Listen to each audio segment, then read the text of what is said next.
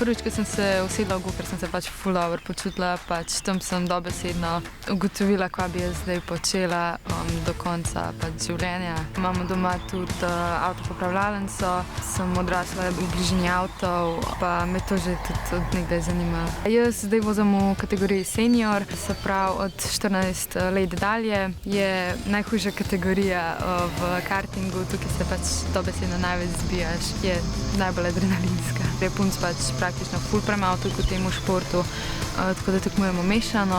Treniramo tam, kjer je pač naslednja dirka, drugače pa imamo v Sloveniji ful premalo prog, ker imamo samo Ptuj pa Vransko, ki je pa odprt samo na vikend dirke. Dirkaški vikend se drugače začne v petek že, ker imamo samo treninge, v soboto imamo 5 treningov, pa imamo pa popoldne kvalifikacije, v nedeljo imamo pa 3 dirke. Ne zbijamo se ful, sam začetek dirke v prvi ovink, tam je najhujš, ampak ponavadi kar dobro zvozimo.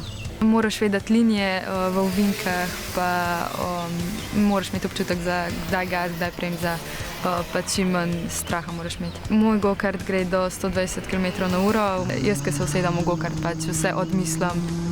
Moj trener je Primož Matlič, zmeram da en pogovor pred dirko, ne zmeram pazim na se, pa da ne probam narediti čim več v prvem ovinku, da se ne bo kaj zgodilo, pa da se zabavam.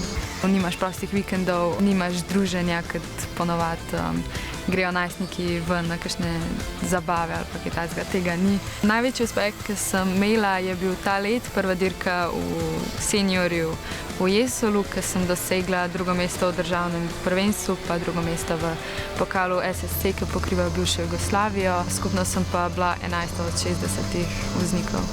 Fantje definitivno se malo zabavajo zmeram iz tega, ker sem punca v tem športu.